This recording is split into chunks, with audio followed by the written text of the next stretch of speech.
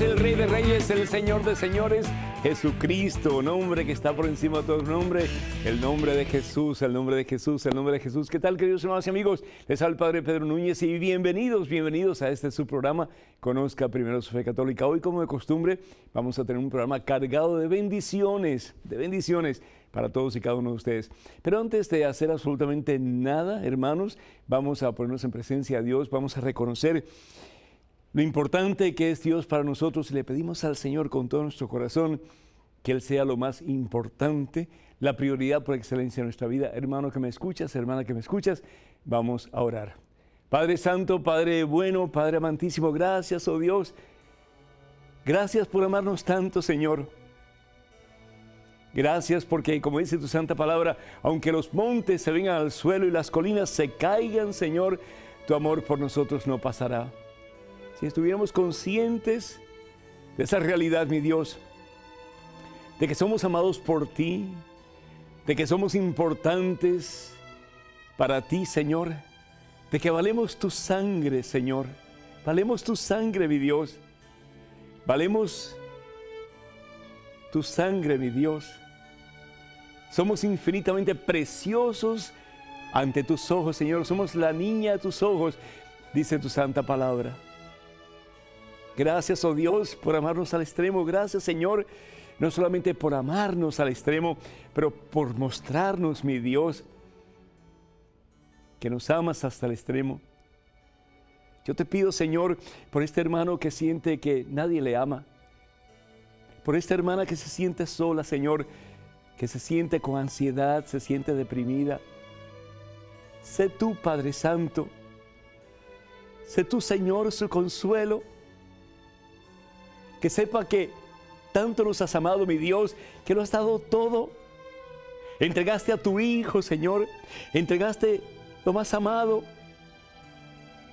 Entregaste lo más valioso, Señor. Entregaste a tu Hijo. A tu Hijo.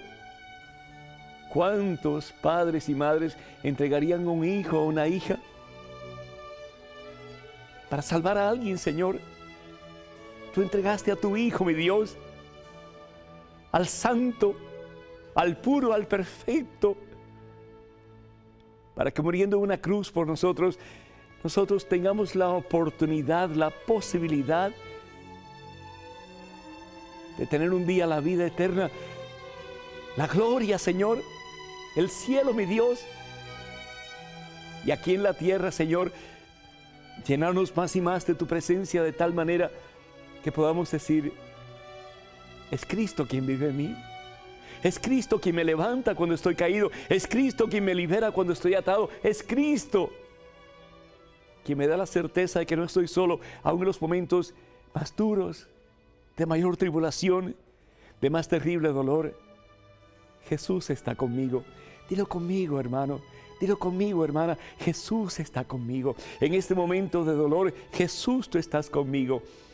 En este momento de tribulación, en este momento de terrible tempestad, Jesús, tú estás conmigo. En este momento en que me siento abatido, me siento en el fondo de mi fosa, Jesús, tú estás conmigo. Y si Jesús, tú estás conmigo, yo puedo salir de esta situación difícil. Yo puedo sobrepasar este obstáculo que me está matando, Señor, y yo puedo vencer. Señor, Padre Todopoderoso, que estemos conscientes en este momento de que nos amas, mi Dios, que estás con brazos abiertos para recibirnos en este momento, para quietar nuestro corazón herido, roto, Señor, y para comenzar contigo una vida nueva, ya no vacíos, ya no vencidos, ya no derrotados, sino que erguidos, mi Dios, llenos de esperanza, con nuestros ojos puestos en ti, mi Dios, en ti, en quien todo lo podemos y para quien todo es posible, mi Dios. A ti, Padre Santo, en Cristo Jesús, honor, gloria y honra por los siglos de los siglos. Amén, Señor, amén. Y tanto amó Dios al mundo que entregó a su único Hijo. Dios nos haga conscientes de esa realidad. Y por lo tanto, en estos días la iglesia celebra una fiesta que tal vez como que tenga un poquito de raro para algunas personas, porque la fiesta es la exaltación de la cruz. ¿Y qué significa exaltación? ¿Qué significa exaltar? Significa dar honra, poner en un lugar privilegiado, en un lugar singular, a eso que estamos exaltando, que estamos honrando. Y en este caso es la cruz. Y podemos decir, ¿cómo es eso? Si la cruz realmente fue el medio que utilizaron aquellos bárbaros que crucificaron a Jesucristo, ¿cómo es eso que vamos a honrar la cruz? ¿Sabes por qué, hermano? ¿Sabes por qué, hermana? Porque la cruz es el signo más patente del amor de Dios por ti y por mí. La cruz es el signo más real del amor con que Dios te ama a ti y me ama a mí, que lo da todo, lo entrega todo. Si nosotros pudiéramos aprender esa verdad, si estuviéramos conscientes de esa realidad y si la pusiéramos en práctica, qué diferente sería la humanidad hoy día. Ojo por ojo y diente por diente es la forma en que muchas veces pensamos y actuamos, ¿no es cierto? Me haces, te hago. Me haces más, te hago más. Y me amas y bueno, pensaré si te voy a amar o no. Y sin embargo, el amor, el verdadero amor, el genuino amor, el amor de Dios es una dádiva completa y total en forma responsable al ser amado. Me entrego porque quiero que seas feliz. Me entrego porque quiero lo mejor para ti. Me entrego porque quiero que tú puedas ser lo mejor que tú puedas ser. En todo el sentido de la palabra, en el mejor sentido de la palabra. Así es el amor de Dios. Le amemos o no le amemos, Él nos ama. Le respondamos o no le respondamos, Él nos responde. Estemos con Él o estemos aparte de Él, Él nunca nos abandonará. No nos dejaré huérfanos, dice el Señor, estaré con ustedes siempre. Qué hermoso signo del amor de Dios. Lo dio todo. Extendió sus brazos en una cruz y dejó que la muerte tocara su cuerpo. ¿Para qué? Para que tú no mueras, para que tú no vayas al infierno, para que tú no perezcas, para que no vivas en derrota, para que no vivas vencido, sino para que puedas levantarte en el amor puro, perfecto, incondicional de Dios. Y en este día, caminar en la victoria de los hijos de Dios. Bendito sea el Señor. La fiesta de la exaltación de la cruz realmente comienza alrededor del año 614. Los persas se habían llevado la cruz, la Santa Cruz, la cruz donde murió Jesús, se la habían llevado de Jerusalén. Y la tuvieron con ellos mucho tiempo, hasta que por fin la pudieron recuperar y la llevaron de nuevo a Jerusalén. En Jerusalén la partieron. Un pedazo, un trozo de la Santa Cruz donde murió Jesús, la dejaron en Jerusalén. Otra parte la llevaron a Roma. Y otra parte le hicieron montones de pedacitos, montones de astillitas y las repartieron en las diferentes iglesias del mundo. Por eso esas astillitas o esos pedacitos de la cruz de Jesús se llama la Veracruz, la cruz donde Jesús murió por tus pecados y por los míos. La cruz es el signo más patente del amor de Dios. Nos dice San Pablo en su carta especialmente a los Corintios, 1 Corintios, capítulo 1, versículo 23, dice San Pablo, fíjense qué hermoso, dice, nosotros proclamamos a un Mesías crucificado. Es decir, Jesucristo ha resucitado, y si Jesús no hubiera resucitado, en vano sería nuestra fe. Pero proclamamos a un Mesías, es decir, al ungido de Dios crucificado, porque ahí está el amor de Dios. Ahí está el verdadero amor de Dios, que lo da todo sin condiciones, que lo da todo sin reservas, que lo da todo, hasta la última gota de su sangre. Y dice la palabra de Dios, para los judíos, qué escándalo, para los griegos, qué locura. Es decir, no comprendían el amor de Dios. Pero para los que Dios ha llamado, judíos o griegos, este Mesías es fuerza de Dios, sabiduría de Dios. ¿Por qué? Porque bien sabía Dios que necesitábamos de Él para poder levantarnos de nuestras miserias, de nuestras caídas, de nuestros pecados, de las fosas en que estamos metidos constantemente y caminar de la mano del Mesías, de Cristo Jesús, hasta llegar a la meta de nuestra vida, que es el cielo. Y por eso dice San Pablo en su primera carta a los Corintios, capítulo 1, versículo 18, si bien es cierto que el lenguaje de la cruz resulta una locura para los que se pierden, para los que se salvan, para nosotros es poder de Dios. es poder de Dios. Porque si yo creo que Jesús está conmigo, yo me puedo levantar de la miseria en que estoy metido. Si yo creo que Jesús está conmigo, yo puedo salir de esa depresión en que estoy metido. Si yo creo que Jesús está conmigo, yo puedo decirle adiós a esa ansiedad que me turba y que hace que yo turbe a las personas que están a mi alrededor. Si yo creo que Jesús está conmigo, yo soy invencible, hermano. Yo soy invencible, hermana. No hay problema, no hay dificultad, no hay situación adversa, no hay tempestad que de la mano de Cristo Jesús yo no pueda vencer. Todo lo puedo, decía San Pablo, todo lo puedo en Cristo Jesús que me fortalece. Bendito sea Dios.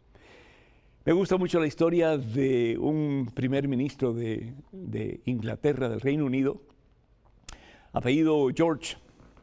Su nombre, David Lloyd George, si mal no recuerdo. David Lloyd George. Este señor, cuando era un infante, perdió a su mamá. Y perdió a su mamá en una tempestad de nieve. Hacía tanto frío. Y la madre estaba viajando con este niño, que después se convierte en el primer ministro de Inglaterra. Estaba viajando con este niño.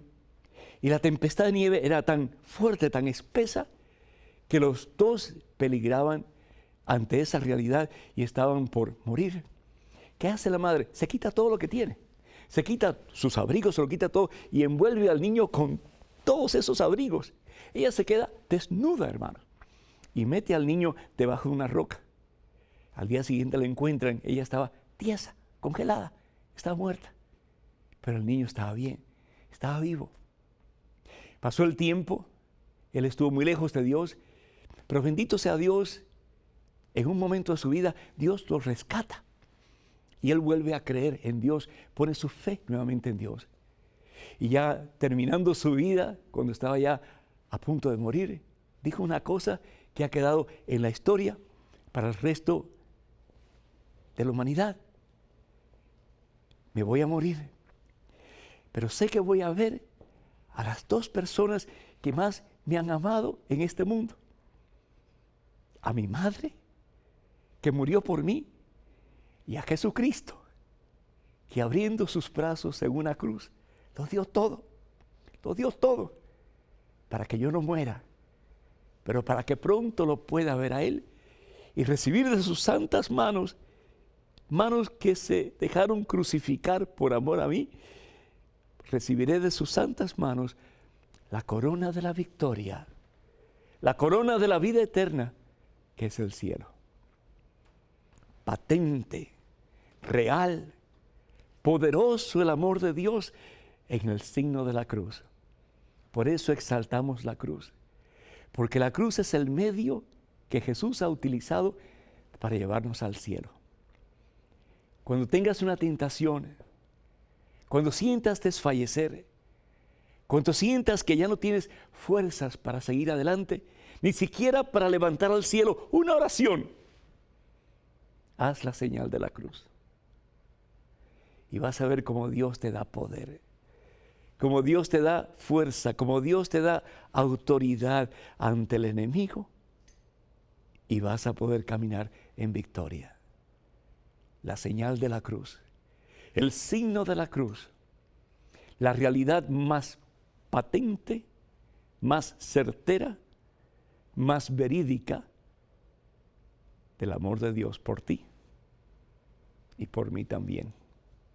¿Cómo no exaltar ese maravilloso signo que Dios utiliza para llevarnos al cielo?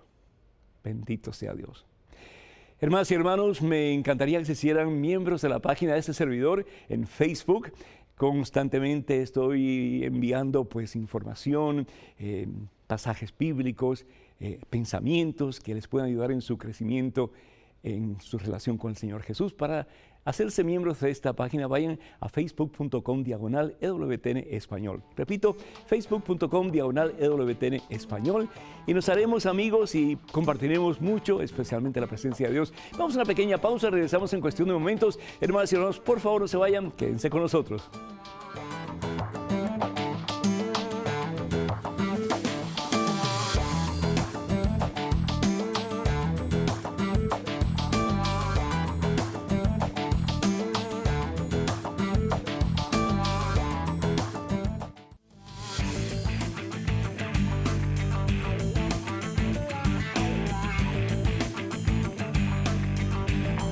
Al Rey de Reyes, gloria, honor.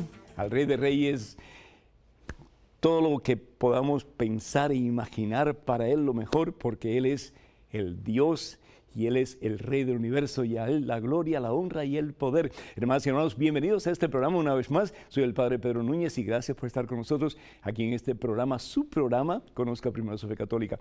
Me gustaría mucho que ustedes vean estos programas y los programas anteriores y le digan también pues a sus seres queridos, a sus familiares, a sus amigos de estos programas. Si usted no tiene cablevisión y no pueden alcanzar los programas en forma directa, pues a través de YouTube lo pueden hacer. Todo lo que hace falta es que vayan a youtube.com/EWTN Español. Repito, youtube.com/EWTN Español. En estos momentos, un correo electrónico. Adelante, por favor. Padre Pedro, tengo un niño de 11 meses que nació con problemas cerebrales cuya causa es desconocida. Un día vino a mi casa una pastora evangélica para rezar por mi bebé. Ella dijo que había tenido una revelación de que a mi niño lo habían afectado un espíritu de expiación. Cuando le pregunté qué era esto, me respondió que en mi embarazo me miraron con maldad. ¿Puede una persona hacer esta clase de daño con solo la mirada? ¿Existe esta clase de espíritus? ¿Da Dios esta clase de revelaciones? Si es eso cierto, ¿qué puedo yo hacer para ayudar a mi bebé? Mabelisa, de República Dominicana. Mabelisa, Dios te bendiga. Gracias por tu pregunta. Ante todo, tenemos que estar conscientes de que llevamos en nosotros una estructura genética. Y de acuerdo a los genes que tenemos, pues eso es lo que vamos más tarde o más temprano experimentar en nuestra propia vida. Entonces, tenemos que estar conscientes de esa realidad. La otra cosa importante es que un espíritu de expiación no tiene sentido. Es decir, que entre en tu ser un espíritu de expiación. ¿Qué quiere decir expiación? Expiación quiere decir el asumir la falta o el pecado de otra persona en uno mismo. Si tú hablas de un espíritu de expiación, estás hablando que ese espíritu está asumiendo o tomando la falta de otra persona o el pecado de otra persona. Jesús, por ejemplo, es la víctima de expiación. Él toma en su propia espalda, en su propio ser, el pecado y la consecuencia de los pecados de la humanidad, los tuyos y los míos. El decir que el niño tiene ese problema en el cerebro porque entró en él un espíritu de expiación no tiene sentido en absoluto.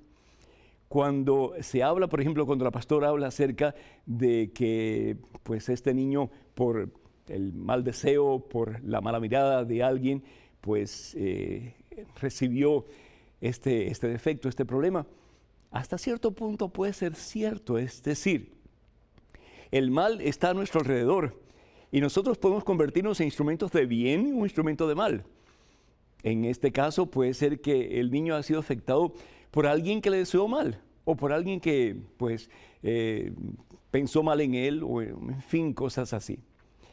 Pero sin embargo la palabra de Dios nos habla, especialmente en Deuteronomio capítulo 18, versículo 10 en adelante, que todas estas cosas son abominaciones ante los ojos de Dios. Todo lo que tiene que ver con espiritismo, todo lo que tiene que ver con magia, superstición, todo eso es parte del campo del ocultismo y eso realmente pues es lo que maneja Satanás. Entonces, ¿qué hacer ante esa situación? Primero que todo, yo te aconsejo que vayas a tu iglesia. Tú eres católica, ve a tu iglesia, busca un grupo de oración, habla con el sacerdote. Tal vez tú necesitas confesarte, tal vez tu esposo necesita confesarte, tal vez usted necesita acercarse más al Señor. Tal vez ustedes necesitan recibir la Santa Comunión más frecuentemente. Es decir, si yo le abro las puertas al mal, el mal va a entrar. Si yo como que comienzo a creer que me hace mal de ojo, o que me hace una brujería, o que me hace un trabajo para lastimarme o para echarme abajo, si yo realmente abro la puerta de mi corazón y doy cabida a eso, pues va a entrar. Pero si quien está dentro de mí es Jesucristo, yo no necesito ni azabaches, necesito amuletos, necesito qué sé yo, que me lean las manos o ir a un adivino, a un psíquico. ¿Por qué? Porque yo tengo ese en quien todo lo puedo y para quien todo es posible, que es Jesucristo. Acércate al Señor, acércate a la iglesia, pide oración por tu hijo en la iglesia y vas a ver la gloria de Dios. Y sobre todo tú, con la fuerza y el poder de Dios dentro de ti, ora por tu hijo. Y creemos que para Dios no hay nada imposible. Y la palabra de Dios nos dice en el Evangelio según San Mateo, capítulo 17, si tuvieras fe del tamaño de un grano de mostaza, moverías montañas. Vamos a orar. Padre Todopoderoso, Padre Misericordioso, Padre Bueno, Padre Amantísimo, te pido por esta criatura. Extiende tu mano sanadora sobre ella y llénalo, Señor, de tu santa salud, de tu santa vida, de tu santo gozo, de tu santa paz. A su mamá también, a su papá y a toda su familia. En el nombre de Jesucristo, nuestro Señor. Amén. Correo electrónico con una pregunta. Adelante, por favor. Padre Pedro, soy un ex evangélico que ha descubierto la belleza de la Iglesia Católica y he vuelto a casa. Sin embargo, quisiera saber, ¿cómo puede comprobarse que Pedro, efectivamente, dejó a un sucesor para dirigir la Iglesia de Cristo? Algo que me enseñaron anteriormente es que el emperador romano Constantino, en el siglo III, fue el verdadero fundador de la Iglesia Católica. Y antes de este siglo no se reporta ningún sumo pontífice o papa. Bendiciones y saludos. Douglas, de Guatemala. Douglas. ¿Qué conocimiento teológico habrá podido tener Constantino? ¿Qué conocimiento bíblico habrá podido tener Constantino para dirigir uno de los primeros concilios de la iglesia? ¿Con qué conocimiento? Es igual que si tú me dices, vamos a tener una reunión de expertos en microbiología y usted, padre, pues va a dirigir. ¿De qué palo si yo no sé de microbiología? Es decir, podré tener algunos conocimientos generales, pero yo no soy experto. ¿Cómo en una congregación, en un grupo de personas que han sido capacitadas por el mismo Señor para guiar al pueblo de Dios, es decir, para guiar a la iglesia, viene Constantino sin ningún tipo de conocimiento y él es el que va a dirigir el concilio? Constantino estaba ahí simplemente para procurar y estar seguro de que la unidad en la iglesia se mantenía. ¿Por qué? Porque la iglesia había sido reconocida por él mismo como la iglesia oficial del imperio. Entonces él quería estar seguro de que ahí no iba a haber polémicas o divisiones al punto de que peligraría la unidad de su imperio. Ese era su deseo y eso es lo que él estaba mirando. Pero de lo que se decía en relación a la teología o a la Biblia, él no sabía prácticamente nada. Él estaba comenzando a conocer las cosas de Dios. Hermanos, no seamos incautos por el amor de Dios. No caigamos en todo este tipo de criterios o de comentarios que están basados en nada. Y nosotros desafortunadamente nos quedamos pasmados ante cualquier comentario que nos hacen. En referencia a la sucesión de Pedro, fue realmente San Irineo en el año el 155 más o menos, cuando él en un documento escribe el linaje de Pedro o la sucesión de Pedro. ¿Y quién es el que sucede o quien sigue a Pedro? Lino, que realmente aparece en las Escrituras y es uno que toma el cargo de el vicario de Cristo. Y realmente es pues elegido por el mismo Pedro que lo deja como su sucesor. Si no hubiera habido papas en la iglesia después de Pedro, ¿ustedes creen que la iglesia se hubiera mantenido en pie? Es decir, si no hay un presidente en el país, por muy malo que sea, el país se viene abajo. Tienen que buscar otro presidente, ¿no es cierto? Lo mismo en la iglesia. Si no hay una cabeza visible que representa a Jesucristo, la iglesia se viene abajo. Por supuesto que hubiera un sucesor de Pedro, fue Lino. ¿Y quién nos da testimonio de eso? Pues precisamente San Irineo. ¿Y quién fue San Irineo? Él fue discípulo de San Policarpo. ¿Y quién fue San Policarpo? Discípulo de Juan, el evangelista. Así que estamos hablando de los primeros tiempos en la iglesia y ya tenemos documentación efectiva, eficaz, de que sí hubo sucesión apostólica. La continúa y seguirá continuando, el Señor así lo ha querido, hasta el fin de los tiempos.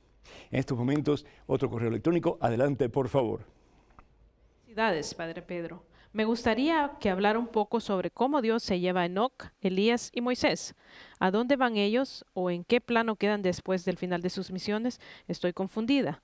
¿Cómo interpreta nuestra fe estos hechos a la luz de Cristo? Muchas gracias, Katia de Costa Rica. Katia, el propósito de nuestra vida es el cielo. La razón por la cual estamos aquí es para un día estar con Dios y contemplar su gloria para siempre. San Agustín decía, mi alma viene de ti, Señor, y mi alma no descansará, en todo el buen sentido de la palabra, hasta que descanse en ti. Esa es nuestra meta. Esa es la razón, el propósito de nuestra vida es Dios. Venimos de Dios, pero nuestra meta es Dios. Unión con Dios y para siempre, en su presencia, en su gloria, en el cielo. Cuando, cuando hablamos acerca de estos personajes en la Biblia, comenzando con Elías. Elías es el más importante de los profetas del Antiguo Testamento. Y Dios como que quiere recalcar de que todo esto que Dios ha hecho a través de él, pues tiene eficacia en Elías también. Tiene consecuencias en la vida de Elías también. Perdón, ¿y cuál es la eficacia? ¿Cuál es la consecuencia en la vida de Elías? Que Elías va a disfrutar de la presencia de Dios, de la gloria de Dios, que es el cielo. Y nos dice la palabra de Dios, entonces, en el segundo libro de Reyes, capítulo 2, versículo 11, iban conversando. ¿Quiénes iban conversando? Elías, el más grande de los profetas del Antiguo Testamento, y su discípulo Eliseo. Iban conversando. Y mientras caminaban, cuando un carro de fuego con sus caballos de fuego, los separó el uno del otro. Y dice la palabra de Dios, Eliseo lo vio y gritaba, Padre mío, carro de Israel y sus caballerías. Y luego no lo vio más. Tomó entonces su ropa y la partió en dos, es decir, la rascó como símbolo de duelo. Dios se llevó a Elías al cielo. En el caso de Enoc, lo que sabemos de Enoc es relativamente muy poco. Sabemos que es el hijo ¿de quién? Es el hijo de Caín. Dice la palabra de Dios en Génesis, capítulo 4, versículo 17. Caín tuvo relaciones con su mujer, la cual dio a luz un hijo, al que llamó como Enoc. Y dice aquí la palabra de Dios en el versículo 24, capítulo 5, libro de Génesis, Enoc anduvo con Dios, es decir, fue un seguidor de Dios, fue fiel a Dios, anduvo con Dios hasta que Dios se lo llevó, sencillamente desapareció.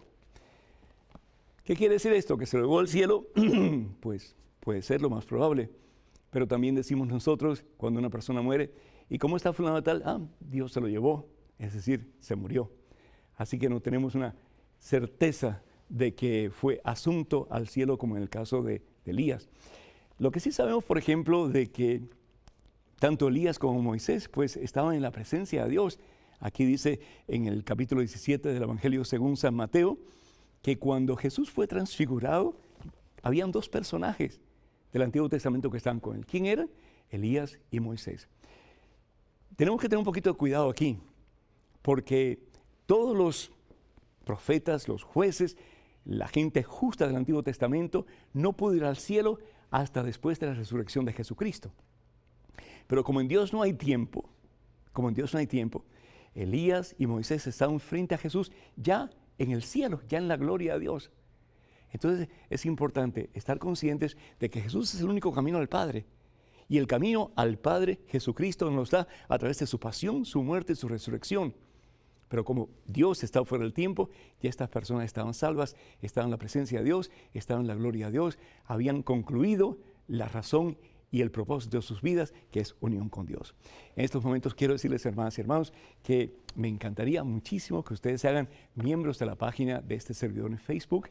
Vayan a facebook.com/EWTN Español y con regularidad vamos a estar enviándoles pensamientos, meditaciones, palabras de aliento que les va a ayudar en su relación con el Señor Jesús. Vamos a hacer una pequeña pausa, pero regresamos en cuestión de momentos. Hermanas y hermanos, por favor no se vayan, quédense con nosotros.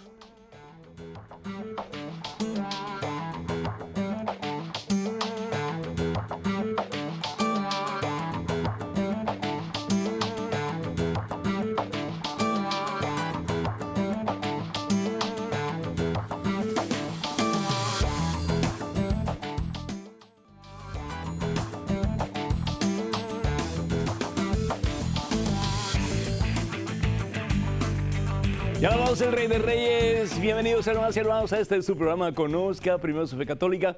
Soy el Padre Pedro Núñez y qué gusto tenerlos aquí de nuevo en este espacio. Ruego al Señor para que puedan de verdad acercarse más y más a Cristo Jesús, nuestra esperanza, la fuente de vida y salvación eterna. Me gustaría mucho que vean los programas que hemos hecho en tiempos anteriores y que le digan a sus amistades, sus seres queridos, de la existencia de estos programas en YouTube. Vayan a youtube.com/EWTN Español, youtube.com/EWTN EWTN Español. En estos momentos, correo electrónico con una pregunta. Adelante, por favor.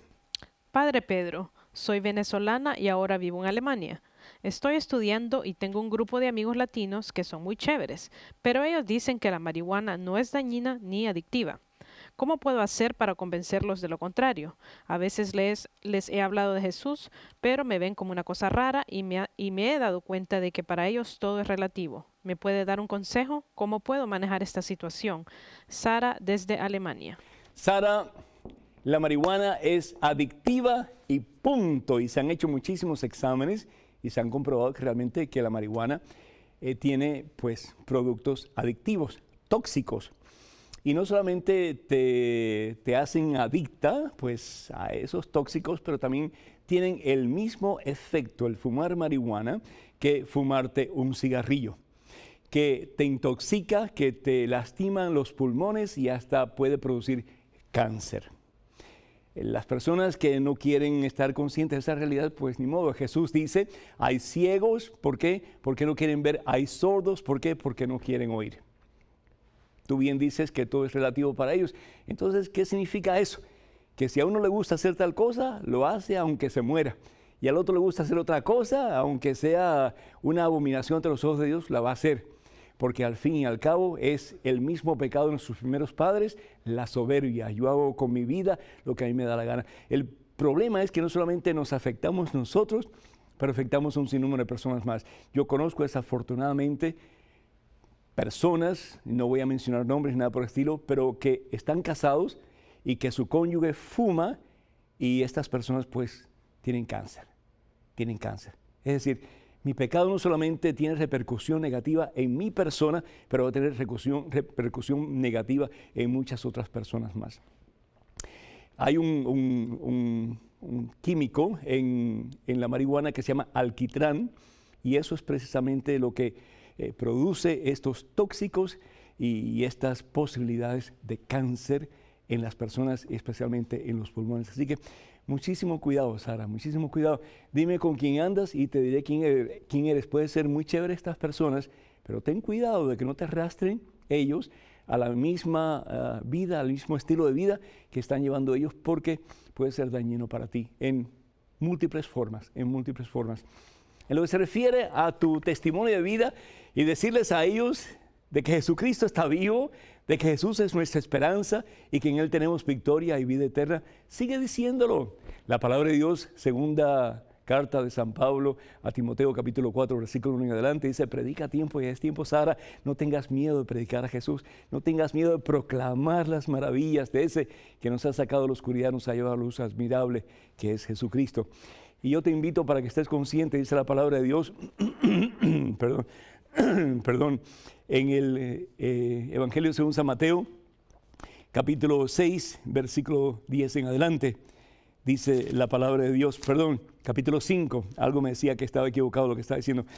Evangelio según San Mateo, capítulo 5, versículos del 10 en adelante. Felices los que son perseguidos por causa del bien, felices, porque de ellos será el reino de los cielos, Sara. Felices ustedes cuando por causa mía los insulten, los persigan y levanten toda clase de calumnias en contra de ustedes. Alégrense y muéstrense contentos, porque grande será la recompensa que recibirán en el cielo. Ánimo. Tenemos un correo electrónico. Adelante, por favor. Padre Pedro, en uno de sus programas usted le respondió a una joven que Dios no da cargas más pesadas de las que podemos soportar. ¿Qué sucede entonces con las personas que se quitan la vida o pierden la razón? Por ejemplo, Marlene de Costa Rica. Madre Angélica decía que tenemos que estar dispuestos a hacer lo ridículo. Tenemos que estar dispuestos a hacer lo ridículo para que Dios pueda hacer nosotros lo milagroso. Si nosotros nos enfocamos en el mal, si nos enfocamos en el problema, ¿y quién no tiene problemas? ¿Quién no tiene problemas? ¿Quién no experimenta mal, dificultades, tribulaciones, tempestades? ¿Quién? Solamente en el cielo no vamos a experimentar nada de eso. Pero ¿en qué nos enfocamos? ¿En el problema? ¿O nos enfocamos en la solución del problema que es Jesucristo? Y para enfocarnos en Jesucristo muchas veces tenemos que estar dispuestos a hacer el ridículo, hermanos. No, pero mira todo lo que se está pasando. Mira tu situación matrimonial, mira a tus hijos. pues yo creo que Jesús va a componer todo esto. Yo voy a hacer el 100% de lo que yo pueda hacer, pero yo sé que Jesús va a hacer el resto. ¿Por qué? Porque si Dios está conmigo, yo todo lo puedo en el que me fortalece. Pero desafortunadamente la tendencia es, ¿qué cosa? Ver lo negativo. No puedo. Y pensamos que como nosotros no podemos, Dios no puede tampoco. Y Dios es el experto en los casos imposibles. Lo importante es tú y yo hacer el 100% y dejarlo todo en las manos de Dios, sabiendo que con Él nuestra va a ser la victoria. ¿Qué es lo que dice San Pablo? Fíjense qué hermoso.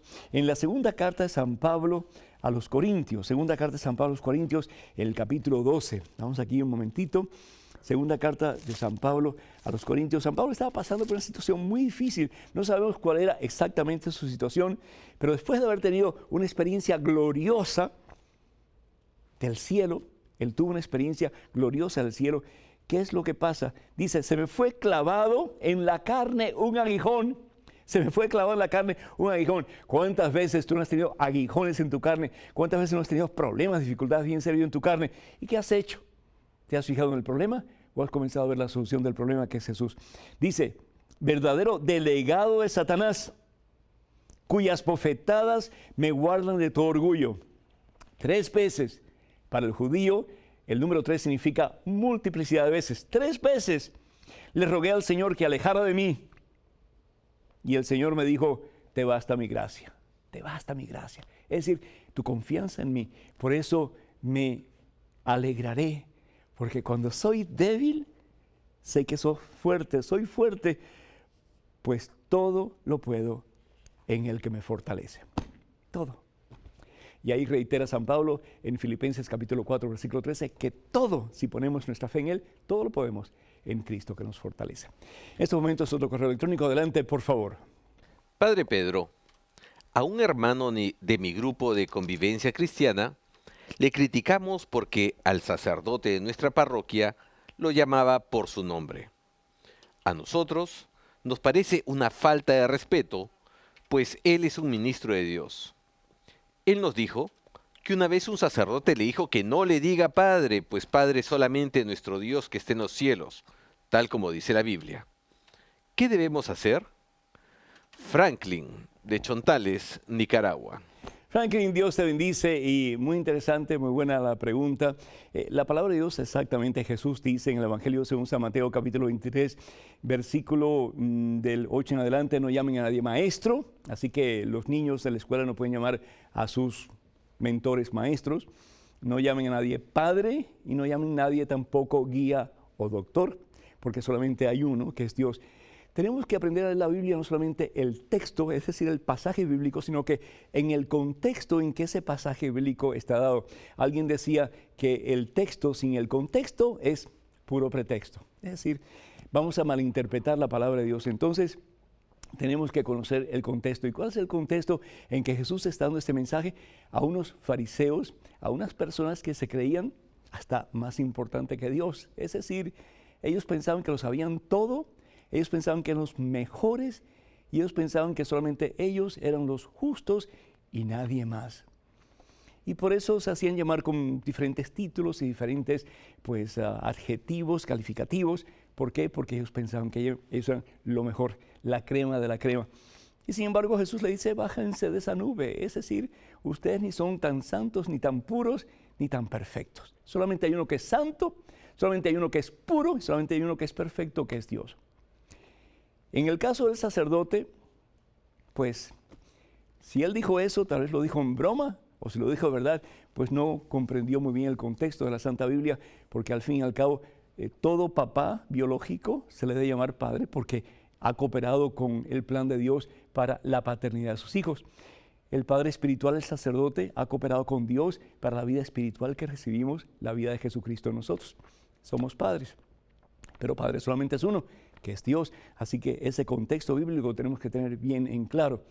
¿Qué hacer con este hermano que le dice fulano al sacerdote? Miren, ustedes realmente tranquilos. Si ustedes se sienten ofendidos porque le llama Celedonio, Agapito o Timoteo a este sacerdote, es el sacerdote al fin y al cabo quien tiene que corregir al hermano y decirle, óyeme, por favor, llámame sacerdote, llámame padre, llámame otra cosa, pero no me llames por mi nombre. Es decir, no porque yo sea mejor que ustedes, sino porque esa es mi responsabilidad delante de Dios, el ser pastor de ustedes. Y esa responsabilidad pues tiene un nombre, en este caso, padre, le decimos a los sacerdotes católicos. Así que al fin y al cabo, si alguien debe de corregir, pues es el sacerdote y no son ustedes. Me gustaría muchísimo, hermanas y hermanos, que ustedes se hagan miembros de la página de este servidor en Facebook. Vayan a facebook.com/EWTN Español. Facebook.com/EWTN Español. Vamos a una pequeñísima pausa, hermanos y hermanos, pero regresamos en cuestión de segundos, así que por favor no se vayan, quédense con nosotros. Gracias.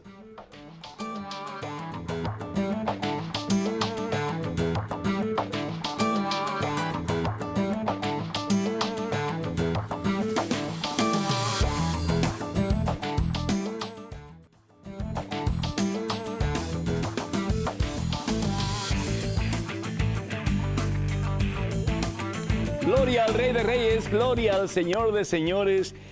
Viva Cristo Rey, viva Cristo Rey. ¿Qué tal, queridos hermanos amigos? Y bienvenidos una vez más a este su programa Conozca Primero su Fe Católica. Soy el Padre Pedro Núñez y gracias por habernos acompañado en este programa. Tenemos en estos momentos un correo electrónico. Adelante con la pregunta, por favor. Hola, Padre. Mi pregunta es la siguiente.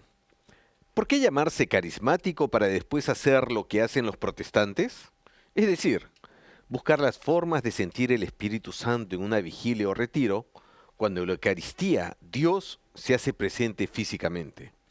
Dejan a un lado la Eucaristía por ir a otro lado donde sienten bonito y hasta se desmayan cuando les dicen lo que quieren escuchar. Bendición, prosperidad, autoestima, etc. Gracias, Padre. Marvin Ramos, Guatemala. Marvin, Dios te bendiga. Pues desafortunadamente o afortunadamente buscamos lo que nos hace sentir bien, buscamos lo que nos gusta, buscamos, sí, en la iglesia lo que nos acerca a Dios. Mira, Marvin, pasamos toda la semana sintiendo los palos que nos tiran encima en el trabajo, en la casa, en tantos lugares, ¿verdad? Y cuando vamos a la iglesia no queremos recibir palos, hermano. Queremos recibir gozo, queremos recibir presencia de Dios, queremos sentir paz. Todas esas cosas bonitas que con Cristo Jesús se pueden obtener. Claro está, definitivamente, Jesús nunca le prometió a nadie un jardín de rosas, le prometió una cruz, pero en esa cruz está la gloria de Dios. Y si realmente creemos, vamos a ver su gloria. Dice la palabra de Dios, que si creemos, vamos a ver la gloria de Dios. Evangelio según San Juan, capítulo 11, versículo 25. Vamos a ver la gloria de Dios. Si tú crees, vas a ver la gloria de Dios. Desafortunadamente, muchos católicos no creen en la presencia de Cristo Jesús en la Eucaristía. Y por lo tanto, le da lo mismo ir a la Eucaristía o ir a un grupo de oración, a una asamblea de la renovación carismática. Más aún, sienten que reciben más cuando están alabando al Señor, cuando están recibiendo oración, cuando están en comunión con Cristo Jesús a través de ese momento de oración y de alabanza. ¿La culpa de quién es? ¿De los hermanos carismáticos? La renovación carismática ha sido aprobada por la Santa Sede. Es decir, es un ministerio aprobado por la Santa Sede, por el Papa. Quiere decir que Dios se manifiesta a través de la renovación carismática en la Iglesia Católica. Y nada tiene que ver con los protestantes o evangélicos, es decir, el levantar las manos nada tiene que ver con los hermanos protestantes evangélicos. Si vamos al libro del Éxodo, capítulo 17, vamos a ver que Moisés, cuando tenía sus brazos levantados al cielo, los israelitas vencían sobre su enemigo acérrimo, los amalecitas. Es decir, cuando yo tengo las manos levantadas al cielo, significa que yo pongo mi confianza en Dios, en quien todo lo puedo y para quien todo es posible. El don de lenguas es algo que realmente existe, está en la Biblia y es sobre todo una comunicación más estrecha e íntima con Dios. Los carismas también pues definitivamente son parte de la Santa Biblia. El problema es que nosotros como pastores, estoy hablando de nosotros como sacerdotes, tenemos la obligación delante de Dios de guiar esas ovejas. Y dice la palabra de Dios, mi pueblo perece por falta de conocimiento. Y si nosotros no somos capaces como pastores de estas ovejas, de alimentar espiritualmente a nuestras ovejas, entonces ¿la culpa de quién es? ¿De los hermanos carismáticos que buscan cómo llenar el vacío de su corazón o de nosotros que nos damos amplias enseñanzas sobre la fe y las enseñanzas de la Iglesia Católica? También la Santa Misa. Marvin, A veces, realmente, desafortunadamente, celebramos la Santa Misa como si fuera una rutina, como si fuera algo de lo cual tenemos que salir lo más rápido posible. Y eso es lo que comunicamos a los fieles, y los fieles llegan ya después de haber comenzado la misa y están mirando el reloj para salir corriendo. ¿A dónde van? ¿Quién sabe? Pero el momento por excelencia en que recibimos la palabra de Dios y recibimos al Verbo hecho carne, que es Jesucristo, en la Santa Comunión, como que eso pasa por desapercibido. Entonces, oremos mucho por la espiritualidad de nuestros sacerdotes, para que ellos puedan infundir ese gozo que se recibe en la Sagrada Eucaristía si estamos conscientes de lo que estamos recibiendo. Para que tal vez sí podamos utilizar clases de Biblia, talleres, grupos de oración, etcétera, para nutrir nuestra alma aún más todavía, pero que el centro, el meollo de nuestra nutrición espiritual sea, como tú acabas de decir, la Santa Eucaristía. Oremos por nuestros sacerdotes para que nos guíen en el camino de la victoria, que al fin y al cabo es el camino de una relación más íntima con Dios y muy especialmente en la Santa Comunión. Tenemos en estos momentos otra pregunta. Adelante, por favor. Padre Pedro, soy un hueso seco. Estoy tan desanimada en mi fe, siento una pereza espiritual y temo perder el último hilo que me une a la misericordia de Dios.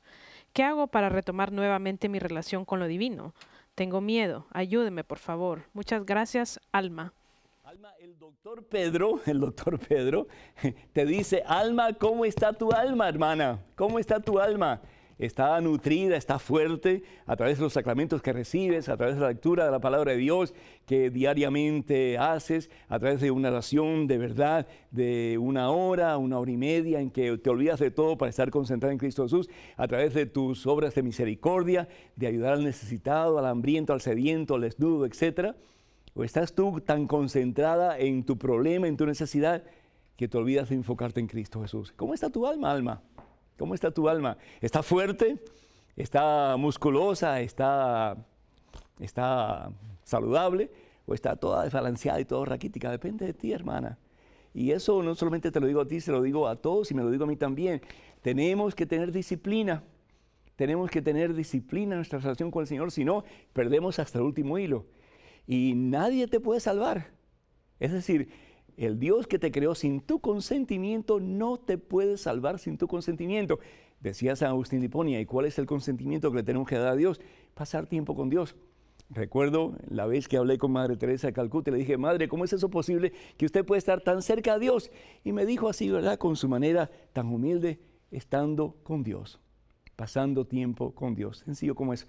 Si pasamos tiempo con Dios, ese es el tiempo más fructífero que podemos nosotros tener en nuestra vida, el tiempo con Dios, porque todo lo más pasa, pero el tiempo que le damos a Dios, ese es para toda la eternidad. Desafortunadamente se nos termina el tiempo, tenemos muchísimos papeles con sus preguntas, con sus llamadas. Este viene de María de Miami. María dice que un sacerdote le dijo que al confesar uno solo menciona una lista rápida sin detalles. Por ejemplo, decir: robé, pero ¿robaste cuánto? ¿Robaste 10 centavos o robaste $1.000.000? Hay una gran diferencia, ¿verdad? Entonces, si el sacerdote te dijo eso, bueno, pues ni modo, él sabrá cómo pastorearte. Pero hay una gran diferencia entre, de nuevo, robar 10 centavos a un rico o robar $1.000.000 a una persona que, pues, eso es todo lo que tiene. Yo no sé, pero yo creo que los detalles son importantes porque le ayuda al sacerdote a darnos una penitencia que nos ayude a salir del pecado en que estamos encontrados. Primitivo Lino de Shelby, Indiana, dice: me dedico a predicar en mi parroquia, mis parroquianos me dicen que no me presente como si soy de la parroquia. ¿Me pueden prohibir eso? Pues no te lo pueden prohibir, el único que te lo puede prohibir es el párroco. Pero también, si te invita alguien a predicar, pues simplemente menciona tu nombre y habla del amor que tú tienes a Jesucristo y de cómo el Señor te ha invitado pues a predicar su palabra. Y creo que eso sería más que suficiente.